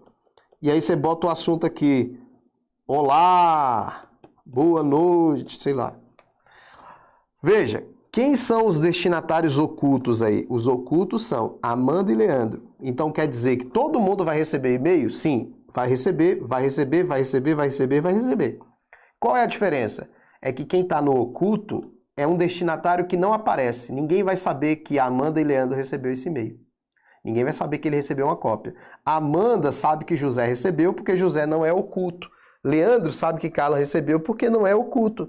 Amanda sabe que João recebeu, mas João não sabe que Amanda recebeu. José não sabe que Leandro recebeu, porque eles estão ocultos.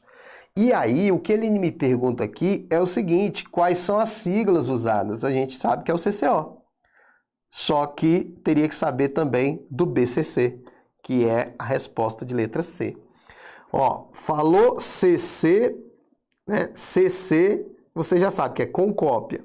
Ou cópia carbono, BC, né? CCO, cópia carbono oculta, BCC, que vem de blind, né? Blind. E assim vai. A resposta é a letra C. E era uma questão assim que nem todo mundo ia saber resolver, tá bom? Então volta aqui a tela para mim, vamos lá, volta a tela para mim, eu que estou controlando. Gostaram da questão aí?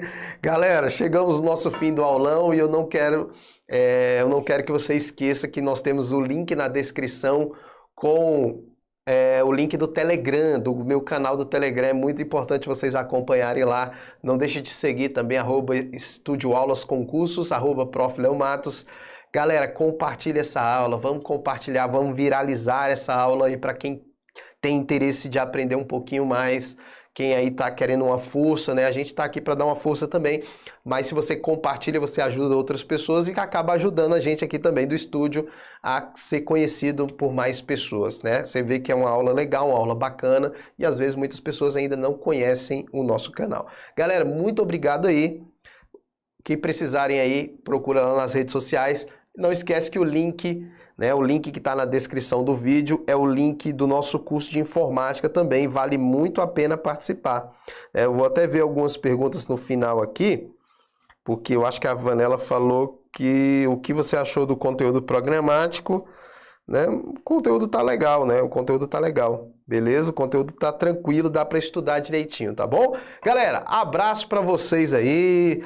Tenha uma boa noite. Essa aula vai ficar disponível aí. Compartilha aí com a galera que você conhece. Depois assiste de novo. Fica à vontade. A gente está aqui junto, beleza? Abraço aí para vocês.